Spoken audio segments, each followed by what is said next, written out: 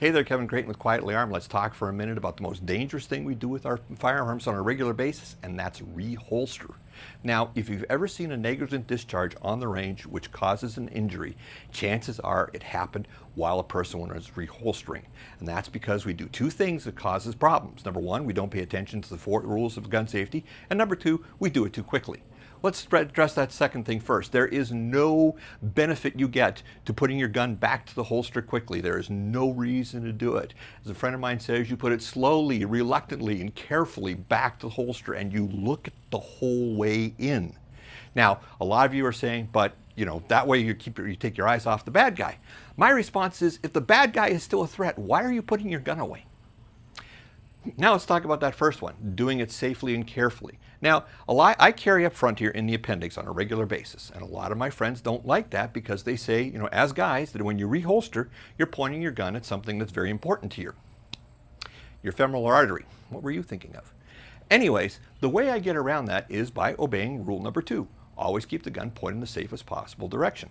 You will note that this is not a gun, this is a blue piece of plastic. Okay? When it comes time for me to reholster after I'm done my work on the range or in practice, I throw my hips forward. Remember that song from the Rocky Horror Picture Show, The Time Warp? The pelvic thrust? Exactly like that. And I look my gun back into the holster. I'm paying close attention to how everything feels as I go back in. If there's the slightest hesitation that something might get caught or something's in the way, I stop and I assess what's going on. Don't necessarily pull out right away because that might cause problems on itself, but you stop right there. So I look the gun back, I throw my hips forward, and I look the gun back into the holster.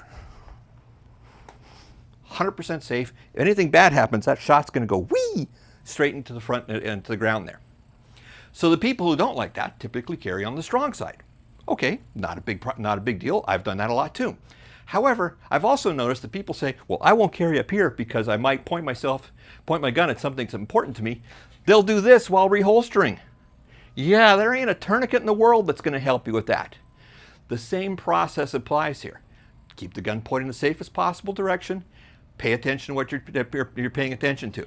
When I reholster from the strong side, I put my feet together and I throw my hips out. A friend of mine, Jeff Street, calls this the sexy hip. Okay, you're kind of doing the old bump from the 70s, right? Man, I'm making a lot of Rocky Horror Picture Show, the bump. It's 70s week here on the channel. So as I do this, I once again look the gun back into the holster. Oh, look, there's a holster there. You'll note that my finger did not get in front of the muzzle there. So I come back, look the gun back into the holster, and that sexy hip means that if something bad happens, it's going to go there and not make a racing stripe down my leg.